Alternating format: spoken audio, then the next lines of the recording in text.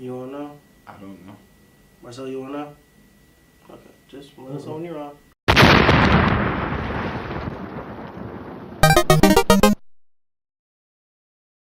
So it's October, you know what that means. The Walking Dead is back!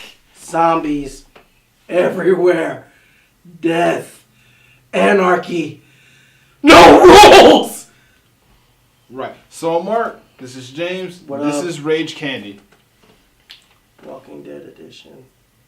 So give me your thoughts on season 5, episode 1. Season 5, episode 1 came out with a bang. A little anticlimactic because at the end of season 4, Rick is like, they don't fuck with the wrong people. We're going to kill all these motherfuckers. And no. No. Clearly not. They fancied weapons out of their clothes and Sasha with the belt knuckles. I'm like, okay, whatever. But yeah, they came out swinging like, we're going to fuck them up. This is going to be it. This is going to change the game right here. We better take all this shit over. And no. Nah. So I'm trying to figure out, I guess they haven't really explained, or I can't really figure out why they were being captured and tricked into this whole sanctuary thing and then being slaughtered like pigs and cut up for food. Yeah. And what's the purpose of it? I guess they're going to go through and explain it, but... Probably not at this point. There ain't no point. We'll get to why. Well, because they did the then and now thing, so I'm assuming they're going to go somewhere with that. That's probably going to be the overarching theme. That's kind of been the thing for The Walking Dead. Kind of having an overarching theme either for half a season or a whole season. Oh, yeah, they're infamous for their half seasons. Yep. Wait till December. Go on till February. I don't get that. Zombies in love. Whatever. We'll talk about that I then. feel like you need a moment of silence now for that. Actually, we need to give a moment of silence to all the characters that lost their lives today. All the extras that we don't know about who were there, getting their throats. By the way, that's a horrible way to kill somebody. Knock them on the head with a bat and then slip their throat. Like, seriously? Yeah, they were ruthless. Yeah. Motherfucking ruthless. Give them credit, but... He seemed happy to do it. He was like, oh, this is my first time I wanted to do it. God darn it. Right, like... Slaughterhouse, like really? For real? That was some really sick shit. That's some really fucked up shit. I mean, I expect dark themes from The Walking Dead, but sometimes some of the stuff you see is like, damn, they just have no fucking humanity. And that's I'll get on that. That's been kind of the overarching theme of what's been going on lately. Rick is steady trying to hold on to his humanity, mainly because of Dale. But, you know. Yeah, he's lost dead. a lot of, yeah. But yeah, Rick got turned. He's ready. He started killing folks. He got a body count. He killed more people this episode than every other season combined. No, I wouldn't say combined, because he went ham with the exaggeration. But, right. you know, he went ham. He did go ham, but he was like, those motherfuckers don't live. They don't live for what they did. And I concur. I feel...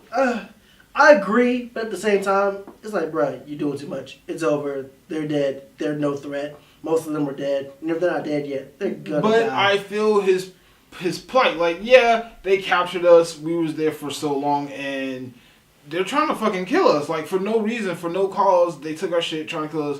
We have no recourse. I want to see every last one of them die. And I believe in that Rick. That Rick knows what's going on. That Rick knows what's going on, but at the same time, it's like, dude, dial it back. No, this much. Would you really want to tell Rick of all characters, to dial it back?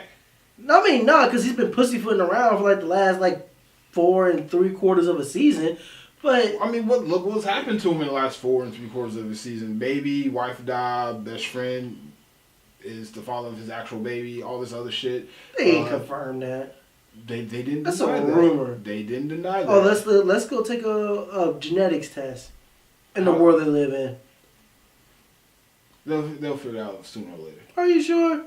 Because I'm pretty sure the doctor is not going to be like they're not going to go on Maury with zombies and the audience be like, Rick Grimes, you're the father. And he's going to get up and he's going to do the schmody dance in front of everybody. It's going to be like, hey, you're the father. And it's just going to be fucking hilarious. And but anyway, anyway. go up and do, oh, never mind. Well, let's get back on topic. So, one of the things that stood out to me the most in this episode was surprisingly Carol and how she saved the day somehow. She took advantage of the horde, caused the explosion, which was a distraction that ended up stopping Rick and them from being killed, and she just went in and started slaughtering people. And I was like, this isolation, this exile Rick gave her, did her some good. And that weird reunion, like, you know, I get, you know, Daryl and her, they love each other, but I didn't expect such a warm welcome between her and Rick. You say she saved their life, reunited him with the baby, saved their life. Come on. But I still figured there'll be some bad blood between them because Rick did exile her. He exiled her, but it wasn't because she's a bad person. She did wrong to him. It was like, okay, for what you did, you can't stay with us because you're no longer worthy of staying with us.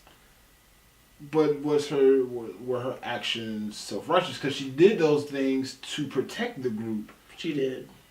But it wasn't justified or warranted, I guess. So she crossed the line, which in this weird scenario... It was inhumane.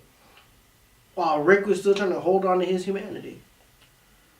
That's the topic for another episode. There it is. Well, everyone's trying to hold on to their humanity, and it's really hard to... Not no more. It's really hard in this situation. Not no more. You see Tyrese? He ain't holding on to shit. Speaking of Tyrese... He ain't holding on to shit. Speaking of Tyrese... I give him kudos. He not only saved the baby, but he went ham, killed zombies with no weapons, destroyed the dude trying to kill the baby. He pretty much with Neil Patrick Harris said undercover brother on that ass. It was real. That's a horrible analogy. Is it? Because Neil Patrick Harris and undercover brother. Yeah, he went ham. Don't call him a sissy. Yeah. That was real. I feel like Tyrese did that. But Tyrese and Carol were the stars of this episode. Can I speak to Carol real quick? Yeah, go ahead. Carol, hi, this is James. I know I've said some pretty mean things about you in the past, but I want to say to you and for everybody, you're my bitch now. I love you. We're cool. And if you want to have my first, second, or third born, you know. This is really awkward. Come on. Because what if she sees this? What if the actress playing her sees this and she's like, I'll think about it. I'm okay with that. Alright. What other highlights you want to go across in the episode that stood out to you the most? Man, we covered just about all the big shit. Where the fuck is Michonne's sword at? That's a very good question. That defines her character. That is like the object. That's like her object of destiny. That's like the equivalent of like Triple H's sledgehammer or La Parker's chair. If you go back that far, WCW. You know, it's the object that defines her. I agree. As a character. If you're unfamiliar, it's like, oh, chick with the sword. And now... She doesn't have that. What the fuck? I think she's going to find a new weapon this season. Don't get me wrong. She went ham with what she had, the little twin-sided joint. Yes. She went ham with that. But Michonne has always been two zombies on a chain, sword. And the zombies are cut the fuck up. Like, just massacred for her protection. No arms, no jaws. Just disgusting. Michonne's been my bottom bitch in that show for a long time. Like, that's the person you don't fuck with. Damn straight. A weapon with a weapon is what they called it in the episode. Right. And that is accurate. Very. I want to point out old dude at the end of the show from the first season with the kid. Yeah, what the fuck? I'm really interested in seeing what he's gonna do because when they brought him back in like season 3 or season 4 and he was batshit crazy, I guess after he lost his son and he's been isolated by himself for so long, surviving. I'm really interested to see what he brings to season 5 and what direction they're gonna take. Looks like they set him up for something big for him to do. Yeah, really big. Because he just rolled up in the episode looking like a level 30 Destiny player, just like a fucking boss. Like, y'all about to fuck all this shit up. Your references are interesting. Thank you. I pride myself on that. That's not a good thing. Okay. No. But anyway, I'm interested to see where he goes. Also, I want to make some bold predictions for the season. Go right ahead. Glenn dies this season. Glenn will not die this season. Don't listen to him. No, all right, just hear me out. So every season since season 2, major characters from season 1 have gone off and just hit the book, died in horrible, most disgusting, plot twisting ways. We didn't forget you, T-Dog. Yeah, T-Dog, get here. Even though you don't have like 3 lines ever. T-Dog had more than 3 lines. Yeah, but still, he was just stereotypical, like a mug. God. But that's, I guess, what they wanted. But he was anyway. like Tyrese placeholder. He was like Tyrese Light. I guess what the T stand for. Like dog being a bitch, like Tyrese bitch.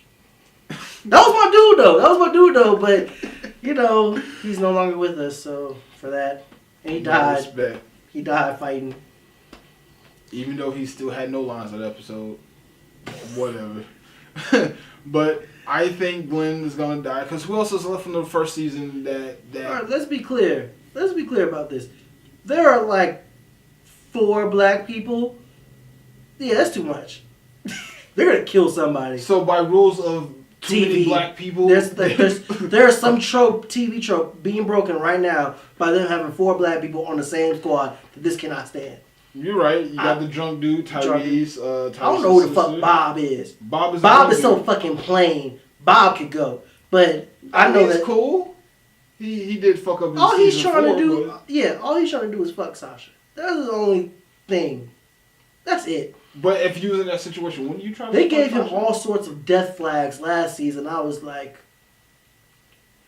but they didn't pull the trigger on it, so it's like, whatever. You're due for a reckoning. So is Sasha. According to the comics, if they're going to do anything at all, even like along those lines, Carol's due for a reckoning. Sasha's due for a reckoning. Tyrese is long overdue for a reckoning. I don't think they're going to kill off Tyrese this season, though. Why not? Did you see him? Did you not see how much ham he went? And that will have a bigger impact when he bites the dust. Next season. Season 6, he's going to bite. Or 5.2, he's going to bite the Then dust. we could talk about Glenn being killed. Then. But not this season. I think it's going to be Glenn. He almost died last season. The whole love thing with Maggie, even though I believe in their love and I want them to be together, it's just, when you fall in love in the show, you die. If you read the comic books, you know what I'm talking about. But the comics have nothing to do with the show. They you know, loosely base it off the tiptoe around the comics. And there's one particular event that I'm waiting for with Glenn that I want to put out there for those who don't know. I'm waiting for that. Then once that happens, then I can be like, okay, Glenn, you can go. But wait a minute, isn't Glenn technically already dead in the comics? Yes, he's dead as hell. Okay. But if you know about the event that I'm talking about in the comic books... Don't spoil it. That's what I'm saying. I'm not going to do this with you here. There is a particular event in the comics. I've said this like 3 times now. I'm waiting for it. Once it happens, then Glenn could die. But until then, he lives. Do you get that? I get it. I'm done. Alright. And with that, this is Rage Candy.